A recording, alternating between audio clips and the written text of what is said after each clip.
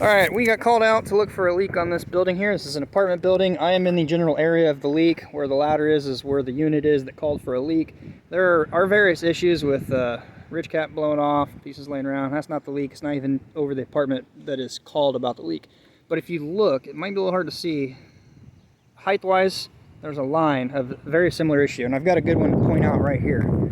So it's like a buckled piece of wood, or in this case, pushing on it, you can, it's really hard to describe. You just need to experience it. When you push on it, if you feel a thud or a tonk, tonk, tonk, it's like the wood is not nailed. It's just tapping the trusses or rafters it's on. Whereas if it's buckled, you're gonna feel right here, you push down, it's gonna spring up. You won't feel that distinct. The camera can't pick it up, but I can feel it in my left foot here. It doesn't feel nailed off. What is happening is water's running down. It's hitting this hump. It's going to follow the path of least resistance, which in this case, let me change the angle so you can see what I'm talking about here.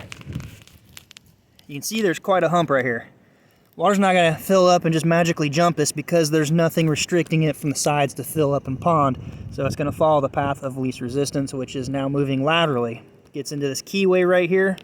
And once you get into that keyway, you can see the evidence of the dirt trail, the granule.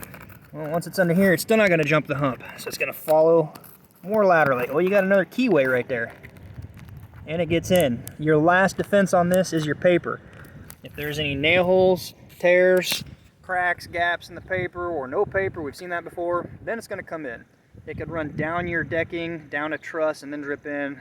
It's typically laterally going to be in the general area of the water coming in, but it could be quite a bit further up where you're seeing the water come in, if that makes sense. So, a few little takeaways. If you have a leak, keep your eye out for something like this. More importantly, if you're doing your roof and you see a buckle, don't try to just shoot it down. Remove that piece of buckled wood, replace it, or you're going to have an issue like this. Also, make sure you don't forget to shoot your wood down, because this definitely, there's a few other spots that feel like they were completely unshot, not nailed. This is a bit of an issue.